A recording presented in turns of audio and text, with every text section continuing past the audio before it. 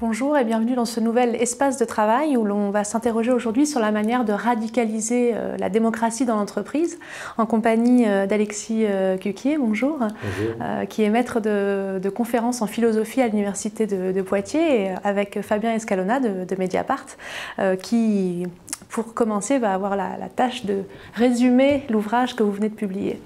Oui, alors c'est un ouvrage ambitieux qu'on va résumer ensemble parce qu'en réalité il est très riche, il est très ambitieux, je le disais, il est publié aux Presses universitaires de France, il s'intitule Le travail démocratique et il a deux originalités parmi d'autres. D'abord c'est un travail philosophique mais qui repose sur beaucoup d'exemples concrets tirés de l'histoire ou tirés d'enquêtes sociologiques dans les faits contemporains. Et puis deuxième originalité, il s'inscrit assez clairement dans une tradition critique, mais aussi une tradition marxiste. Et d'ailleurs, il est publié dans une collection qui s'appelle Actuel Marx. Et on ne peut pas dire que ce soit une tradition qui soit extrêmement représentée dans le champ des sciences sociales, en tout cas en 2018. Et donc, on voulait vous poser une première question pour commencer sur l'objectif du livre. C'est une question un peu naïve. Pourquoi, selon vous, il est nécessaire aujourd'hui de bouleverser les règles qui régissent la relation salariale et la relation de travail dans l'entreprise, sachant qu'elle est déjà relativement bornée. Enfin, voilà, c'est un contrat de travail avec des échanges entre un salarié et un chef d'entreprise. Alors, l'argument principal de l'ouvrage, parce qu'il y en a beaucoup d'arguments pour dire qu'il faut changer des choses dans l'organisation, la division et les manières de travailler, eh bien, c'est qu'il y a aujourd'hui des normes de la critique du travail, la critique de tous les jours des salariés, des travailleurs, qui critiquent des choses très concrètes comme le management par projet, par logiciel, l'évaluation individualisée, les normes de qualité totale. Quand on examine ces témoignages et ces critiques, on se rend compte que ces critiques sont faites au nom d'exigences, d'attentes démocratiques, précisément. Donc, très simplement, quand on trouve qu'on ne peut pas délibérer collectivement dans son activité, vraiment tous les jours, quand on ne peut pas mettre en œuvre les décisions, eh bien, c'est ce que montre l'ouvrage. Dans ces normes de la critique du travail, il y a des exigences fortes démocratiques. Donc ça, c'est vraiment le fondement. S'il faut réfléchir aujourd'hui à cette question d'une démocratisation du travail, voire même de la société à partir, et des institutions à partir du travail, c'est d'abord parce qu'il y a une attente forte, majoritaire, c'est ce que je défends dans l'ouvrage. Il y a bien d'autres raisons encore. Prenons-en une, qui est discutée centralement dans les débats politiques, mais pas toujours en lien avec le travail, c'est la nécessité d'une transition énergétique, écologique. Il ne s'agit pas simplement de transformer les infrastructures pour qu'elles soient moins polluantes, il ne s'agit pas simplement, bien sûr, d'avoir des actes de décroissance individuelle, il faut, c'est ce que je défends, une planification de cette transition qui nécessite précisément qu'on puisse décider collectivement, démocratiquement sur les fins et les moyens du travail. Alors, en lien avec ce que vous dites, ce qui est très frappant à la lecture de l'ouvrage, c'est que vous choisissez assez clairement votre camp, c'est-à-dire que pour vous, le travail, alors entendu dans un sens assez large, a une vraie centralité dans la vie sociale, que vous ne voulez pas lui enlever. C'est-à-dire que vous vous inscrivez plutôt en faux contre les thèses qui portent sur la raréfaction du travail, sur ceux qui espèrent la fin du travail, ou voire qui l'annoncent, et sur les propositions qui en découlent souvent, des propositions notamment de revenus universels. Il en a été question pendant la dernière campagne présidentielle avec Benoît Hamon, on s'en souvient. Est-ce que vous pouvez nous expliquer en quelques mots pourquoi vous ne vous reconnaissez pas dans ces thèses et ces propositions? Alors, vous dites presque d'ailleurs qu'elles sont presque dangereuses ou qu'elles détournent des justes combats. Alors, je mettrai le point théorique sur la centralité du travail plutôt après, mais comme c'est une question directement politique qui concerne vraiment un des débats centraux, finalement, au présidentiel, mais aussi dans les syndicats aujourd'hui et ailleurs, je vais commencer par cette question de la fin du travail. Bon. D'abord, d'un point de vue historique, c'est un ancien débat. On dit toujours c'est la robotisation, l'automatisation qui actualise cette question. En fait, cette question, elle est aussi vieille que le capitalisme. La fin du travail, c'est, à mon sens, une utopie, pas réaliste, je vais y venir, qui s'appuie sur un diagnostic franchement erroné, à mon sens, de raréfaction du travail. Mais en tout cas, c'est une vieille question. vieille question. Rien de nouveau là-dedans. Ensuite, bon, pourquoi c'est un diagnostic erroné? Disons simplement parce que le travail, eh bien, c'est pas quelque chose qu'on peut définir essentiellement. Comme si les robots ou alors des évolutions technologiques ou économiques pouvaient voler quelque chose qui serait essentiellement du travail. Le travail est un rapport social. Aujourd'hui, ce sont les propriétaires des moyens de production, les actionnaires qui décident, en salariant et en rémunérant une activité, qu'elle sera du travail. Il y a l'État aussi qui peut décider, bien sûr, de dire, par exemple, le travail des infirmières, c'était des bonnes sœurs avant, jusque dans les années 70. L'État a décidé que ça deviendrait un travail, mais c'est une décision. La question est, qui décide? Bon. Donc, cette question de la raréfaction ou de la fin du travail, bon, à mon avis, est, bon, je vais le dire un peu franchement, pas une bonne question et franchement erronée. En revanche, bien sûr, il y a des choix politiques différents pour une politique du travail et même une politique démocratique du travail. Pourquoi la proposition d'un revenu minimum ou universel, à mon sens, est soit très insuffisante, dans le meilleur des cas, soit franchement contre-productive? Laissons de côté les propositions néolibérales, franchement néolibérales, mais à gauche, il y a des propositions. L'essentiel de mon argument, c'est de dire que en déconnectant non seulement le revenu, mais aussi les droits du travail, les droits sociaux, droits démocratiques aussi, on abandonne complètement un contrôle démocratique possible de ce qui est produit. Finalement, c'est la question qui n'est jamais posée par les partisans du revenu minimum. On pourrait avoir plein d'autres activités sociales tout à fait satisfaisantes, en dehors de la subordination, tout ça est tout à fait important. Donc moi je défends aussi une diminution drastique, bien sûr, du temps de travail, mais qui construirait les routes, qui construirait qui produirait ce qu'on mange, etc. Tout ça resterait, cette décision, sous la domination complète des actionnaires et propriétaires. Mais justement, ceux qui défendent ça disent, par exemple, avec un montant qui serait peut-être conséquent, ça permettrait aux gens d'avoir plus de pouvoir d'influence ensuite auprès de leur employeur, par exemple. Alors, cet argument-là, qui est finalement de desserrer l'étau du marché du travail, est bien sûr une préoccupation extrêmement importante. De ce point de vue, c'est intéressant, évidemment, de dire qu'à 18 ou à 20 ans, on ne serait pas obligé de choisir, ou plus tard, c'est évidemment tout au long de la vie, cette pression tout à fait délétère du marché de l'emploi, du marché du travail, et c'est quelque chose d'intéressant. Cependant, il y a d'autres propositions franchement plus intéressantes qui permettent d'articuler à la fois une désaliénation, pour prendre un terme un peu philosophique, une réappropriation du contrôle sur le choix de son activité, mais aussi des droits de décision sur ce qu'on produit, mais aussi des droits de décision sur les conditions de travail. Et par exemple, pourquoi, c'est ce que je réponds toujours aux collègues aussi, ou camarades qui me demandent pourquoi je suis contre cette proposition, tout simplement parce que ce n'est pas assez ambitieux. Pourquoi ne pas donner aussi des droits de décision sur l'activité? Pourquoi ne pas aussi donner à l'intérieur de ces droits du travailleur des droits à un service public, etc. Donc pour moi, voilà, c'est soit insuffisant, soit franchement contre-productif, puisqu'on délègue complètement la production à ceux qui les détiennent aujourd'hui. Et en même temps, dans la manière dont le travail, le rapport des salariés à leur travail s'est construit au fil du temps, on a déjà les ferments en tout cas des germes de démocratie, c'est-à-dire on a eu un vrai combat pour la représentation des salariés dans l'entreprise, la création des instances représentatives du personnel, le dialogue social, c'est un mot que beaucoup de gens n'aiment pas, à raison souvent, mais n'empêche qu'il s'est construit sur aussi une histoire de lutte syndicale, même s'il est remis en cause aujourd'hui. Donc pourquoi ça ne suffit pas, ou en tout cas est-ce que c'est pas plutôt comme ça qu'il faut continuer à avancer, pas à pas? Et puis par ailleurs, si on reprend aussi l'actualité, la loi Pacte avait pour ambition, donc proposée par le gouvernement, avait pour ambition de démocratiser le travail, d'accentuer la place des salariés dans les conseils d'administration, etc. Voilà, pour vous, c'est pas dans cette quête pas à pas de plus de place que la démocratie pourra entrer dans l'entreprise? Alors, concernant la stratégie progressive, si on allait dans le bon sens, ce serait très bien. Moi, je pourrais faire des propositions en disant allons encore plus loin. Mais malheureusement, je vais revenir sur la loi Pacte, mais y compris en réalité concernant le dialogue social, les IRP, les CHSCT, les droits syndicaux. On est dans une période de régression massive.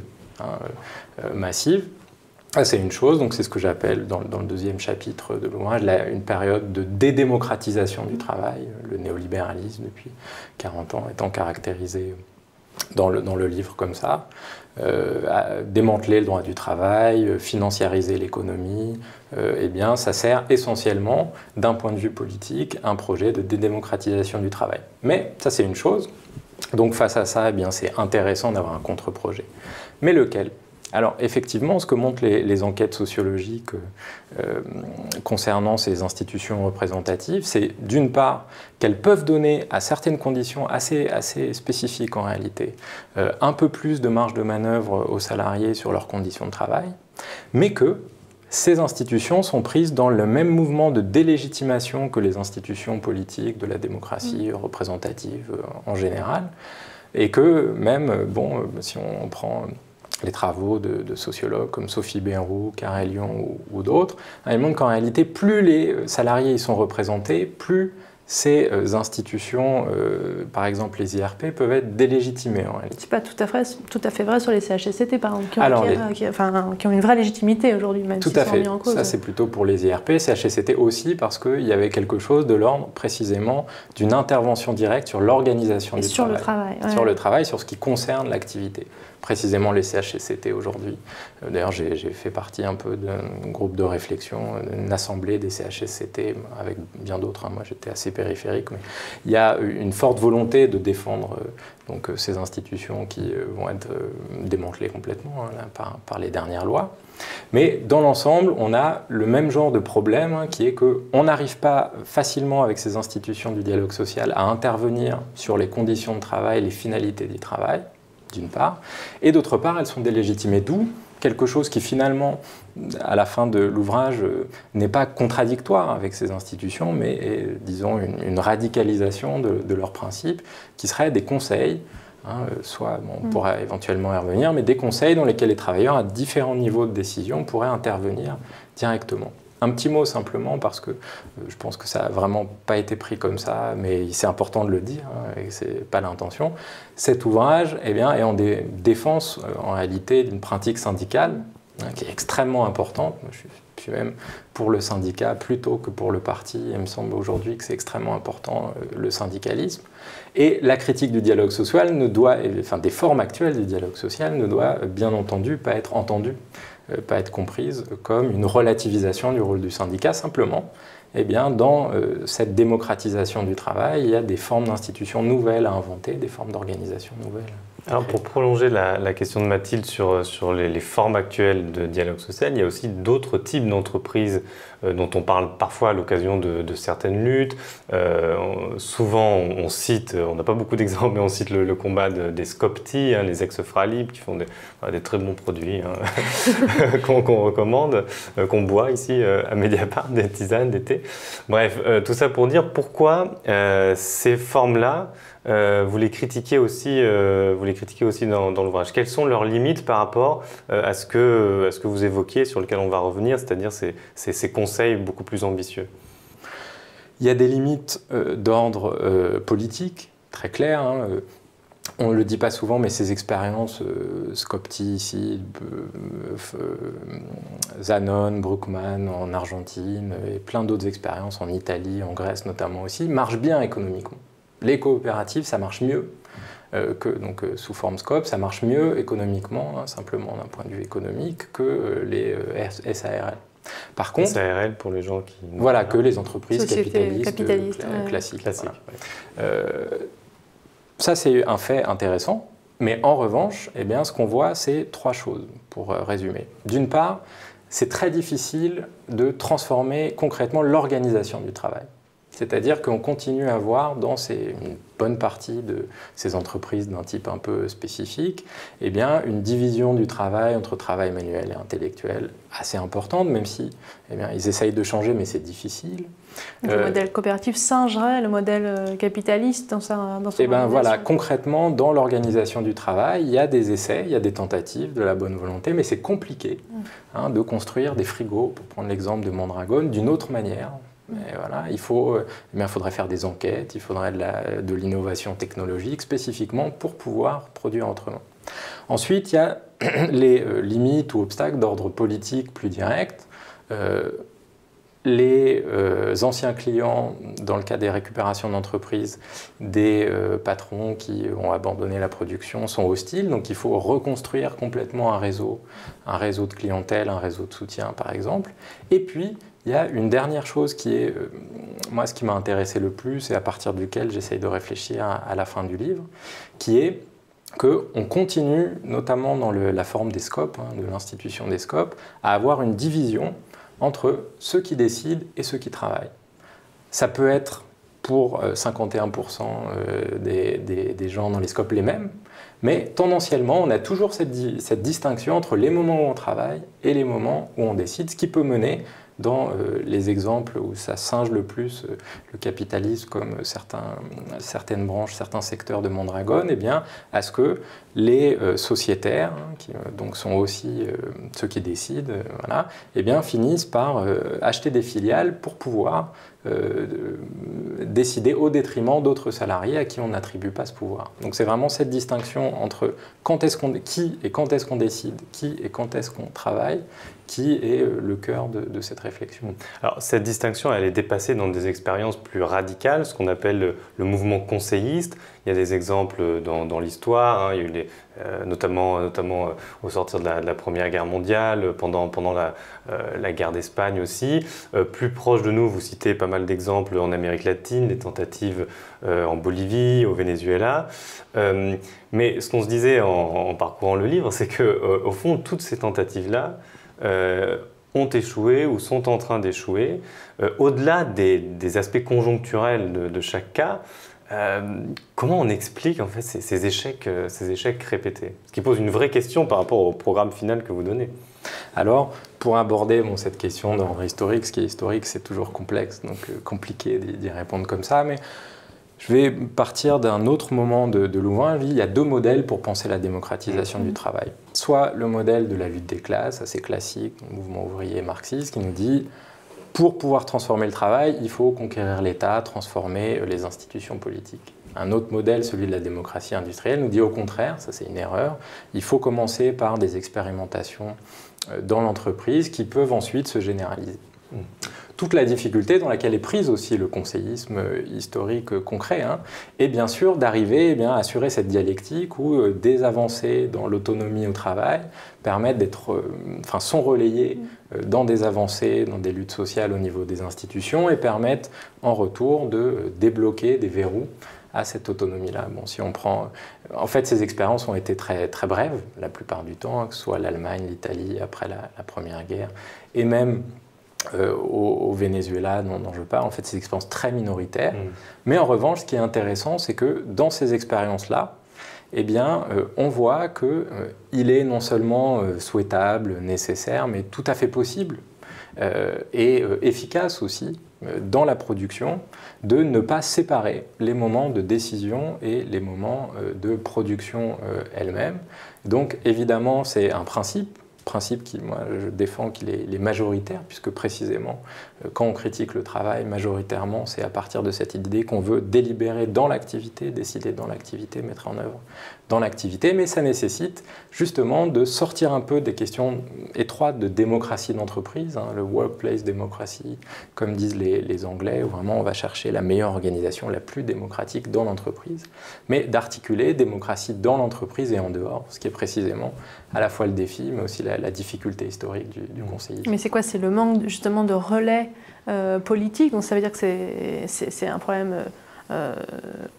un problème politique, de représentation, ou c'est parce qu'on n'arrive pas à briser les frontières entre le monde de l'entreprise et le monde politique? Qu'est-ce qui coince, en tout cas dans ces expériences-là?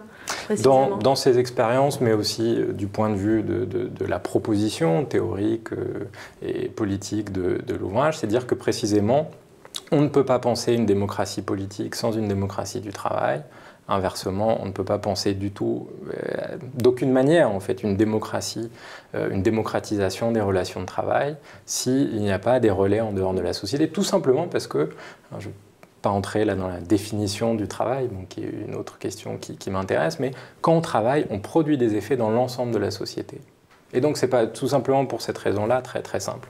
D'où la proposition qui est de dire il faut penser un statut de ce que j'appelle le travailleur citoyen qui attribue à la fois un droit au travail à la majorité et politique, et à cette majorité politique, eh bien, des droits démocratiques en tant que travailleurs qui permettent de décider dans l'entreprise, mais aussi d'être représenté ou de participer en tant soi-même que représentant à des décisions à des niveaux qui sont en dehors de l'entreprise concernant la production. Et vous le dites, et du coup c'est un champ hyper intéressant parce que ça pourrait être une voie de réussite possible, que ce qui explique aussi les échecs de démocratisation par en haut ou de démocratisation par en bas, c'est l'absence de la question de l'émancipation des femmes et des femmes au travail. Est-ce que justement ça serait une piste, une voie à explorer dans un nouveau modèle, et surtout pourquoi elle n'a pas été prise en compte même dans des expériences un peu novatrices, que ce soit dans les conseils ou dans les types d'organisations un peu plus traditionnelles qu'on a en Europe? Alors, il y a deux choses. D'abord, il y a des expériences extrêmement intéressantes. On peut lire, par exemple, un ouvrage de Monique Piton sur l'émancipation des libres du point de vue des femmes. C'est extrêmement intéressant pour montrer que dans les moments de lutte sociale et de conquête de marge d'autonomie au travail, bon, en l'occurrence là, dans un moment autogestionnaire, eh bien, il y a effectivement non seulement plus de pouvoir pour les femmes dans l'activité de travail, mais aussi une redéfinition émancipatrice des rapports entre travail domestique, travail militant et travail salarié. Et ça, c'est vraiment l'aspect décisif du travail, du militantisme, mais aussi des recherches, du féminisme matérialisme, essentiellement la sociologie féministe du travail, d'avoir montré que cette question doit toujours être pensée ensemble, et donc que la définition étroite, économiciste, on pourrait dire, du travail est radicalement fausse, puisque toujours dans l'activité de travail, il y a un rapport tout à fait central au travail domestique et au travail militant, et qu'inversement, si on pense à une continuité entre les trois, eh bien, c'est tout à fait important pour pouvoir imaginer des formes d'organisation et d'institutions alternatives. Très concrètement, les propositions à la fin de l'ouvrage sont aussi vraiment pensées pour pouvoir répondre à cette préoccupation centrale du féminisme, c'est qui décide? Qui décide que c'est du travail? Ce que je fais, voilà. D'où la proposition de manière démocratique de décider sur ce qui est du travail ou pas. Alors, terminons là-dessus sur votre programme final qui est très ambitieux. Vous parlez de 5 heures de travail par jour, 4 jours par semaine, avec ces 3 niveaux de décision, ces 3 types de conseils différents, cette figure du travailleur citoyen qui a un droit de décision dans chacune de ces instances. On avait une question sur quelle est la stratégie au fond pour parvenir à un programme aussi ambitieux. Vous avez un peu répondu en disant voilà, c'est cette articulation entre révolution par en haut, révolution par en bas. Et tout à l'heure, vous nous avez dit moi finalement, j'attache plus d'importance aux syndicats qu'aux partis. Est-ce qu'actuellement, c'est plus par cette voie-là que vous pensez pouvoir articuler ces 2 modèles de changement social plutôt que par le parti politique classique? Même si il ne s'agit pas de proposer des stratégies politiques, cette image et aussi ces propositions de 3 niveaux de décision pour les travailleurs citoyens dans lesquels ils pourraient décider directement des conditions de travail, de la coordination de la production et de ce qui est du travail ou pas, pour aller vite, eh bien, s'ils étaient reprises aujourd'hui par des syndicats qui en fait vont dans ce sens déjà, moi je suis en discussion notamment avec la CGT autour du nouveau statut du travailleur salarié, ça les intéresse, on discute, il y a toute une réflexion très intéressante et beaucoup plus précise mais aussi imaginative que dans les partis politiques que je connais aussi, qui proposent à peu près rien en réalité aujourd'hui sur la question du travail. Bon, si cette perspective d'un travail démocratique ou une autre, ces institutions, c'est une manière de faire réfléchir bien sûr, et puis de m'appuyer sur la tradition conseilliste qui est intéressante, eh bien, il y a quand même une stratégie, d'abord, ou des principes stratégiques. D'abord, on part du travail comme foyer, nouveau foyer pour renouveler la démocratie. C'est pas rien. D'autres traditions défendent que c'est plutôt la vie militante, l'activisme du quartier qu'il faudrait, ou la ville, ou d'autres niveaux. Donc là, c'est vraiment une thèse assez forte qui commande aussi une stratégie qu'il s'agit effectivement de partir de la conquête de droits des travailleurs. Depuis les lieux de travail. Depuis les lieux de travail, en s'organisant à partir des lieux de travail. Avec la limite que les lieux de travail sont fragmentés, très fragmentés aujourd'hui, et qu'en plus l'absence de travail écarte de cette réflexion-là les précaires, les chômeurs, qui sont de plus en plus nombreux. Tout à fait. Alors en même temps, justement, il y a une réflexion, mais plutôt dans la suite de cet ouvrage, liée à des expérimentations en cours, hein, sur comment on peut s'organiser syndicalement ou politiquement quand on est Deliveroo ou Uber et toutes ces nouvelles pratiques économiques d'exploitation autour des plateformes en ligne. Il y a aussi toute une tradition qui existe, dont on parle peu, d'organisation syndicale des chômeurs. C'est pas du tout quelque chose, on dit toujours, mais avec un chômage de masse, mais c'est tout à fait possible de s'organiser du point de vue aussi de l'activité. Et donc, effectivement, on ne peut pas seulement rester à l'idée un peu old school que on va faire du militantisme sur le lieu de travail comme ça. Par contre, partir de l'idée que les liens politiques se construisent d'abord autour de l'activité sociale instituée comme du travail, et donc aussi les propositions et les revendications autour de quel type d'institution du travail, ce qui renvoie à la centralité du travail dont j'ai pas parlé, mais c'est pas un problème, eh bien, en fait j'ai parlé que de ça aussi, quelque part, eh bien c'est une stratégie qui donne plus de place, un plus grand rôle, disons, aujourd'hui aux syndicats qu'aux partis, mais qui me semble aussi pouvoir embrayer sur des luttes plus concrètes. Quand on dit il faut, ce qui est très bien aussi bien sûr, mais il faut plutôt partir des luttes de quartier dans la ville, la démocratie urbaine par exemple, c'est très intéressant. Ça pourrait tout à fait, d'ailleurs j'en parle dans l'articulation entre conseils d'entreprise et conseils communaux possibles entre ces institutions-là, c'est extrêmement intéressant. Mais aujourd'hui, c'est quand même essentiellement, pour le dire de manière un peu générale, hein, qu'au travail que se construit le lien social, les liens de coopération, au travail qu'on a déjà un pouvoir politique le plus grand, beaucoup plus qu'en allant voter voilà, aux différentes élections. Là, au travail, eh bien, on transforme les conditions de vie des concitoyens et les siennes aussi. Donc c'est un pouvoir politique. Ça aussi, le féminisme l'a beaucoup mis en avant en disant si on travaille autrement, eh bien, précisément, on va pouvoir avoir et si on travaille autrement, et si aussi on fait reconnaître et on rend visible cette activité que nous avons, travail domestique, travail salarié, travail militant, nous avons un pouvoir politique beaucoup plus grand que si simplement nous allons négocier avec telle ou telle institution. Merci beaucoup pour nous avoir fait découvrir cet ouvrage. On n'a pas même parlé de la dimension écologique que pourrait apporter une radicalisation de la démocratie dans le travail, mais ça sera peut-être une prochaine fois.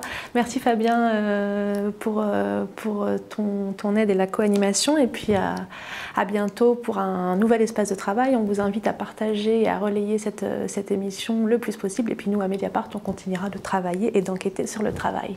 Merci, à bientôt.